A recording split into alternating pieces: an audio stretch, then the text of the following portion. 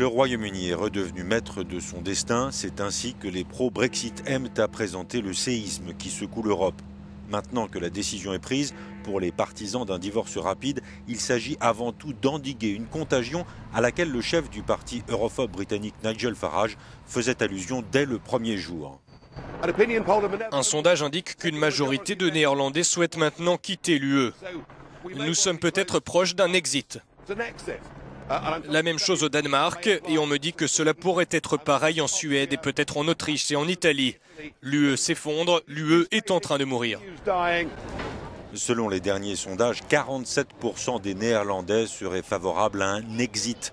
Le Parti pour la liberté de Geert Wilders, qui est en tête des intentions de vote pour les prochaines élections de mars 2017, en fera son thème de campagne principal.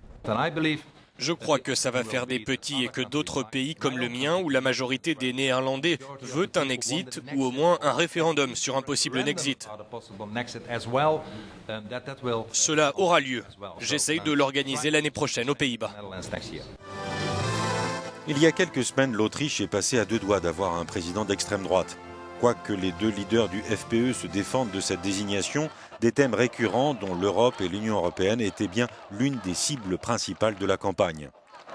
L'ex-candidat Norbert Hofer accueillait d'ailleurs il y a quelques jours la présidente du Front National français en lice pour les présidentielles de 2017 et qui ne cache pas, elle non plus, ses ambitions.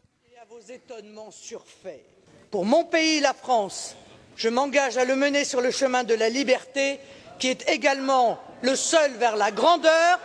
Vive les nations libres, vive le Royaume-Uni et vive la France! Le risque d'une contagion du Brexit existe bel et bien et l'enjeu pour les gouvernements européens, c'est au fond de rendre la tâche difficile pour le Royaume-Uni. Beaucoup de choses dépendent de ce qui va se passer avec le Royaume-Uni. Et il faut qu'aux yeux du monde, cela ne soit pas trop facile. La position de Boris Johnson qui veut le beurre et l'argent du beurre ne fonctionnera pas. Les leaders européens vont le mettre devant un choix très simple et binaire. D'autres pays européens, pas forcément sous l'emprise de partis populistes, pourraient également être tentés. C'est le cas du Danemark, où l'extrême droite et l'extrême gauche réclament un référendum, mais aussi en Suède, où selon les sondages, le départ de l'allié britannique pourrait bien faire basculer l'opinion en faveur d'un Swedix.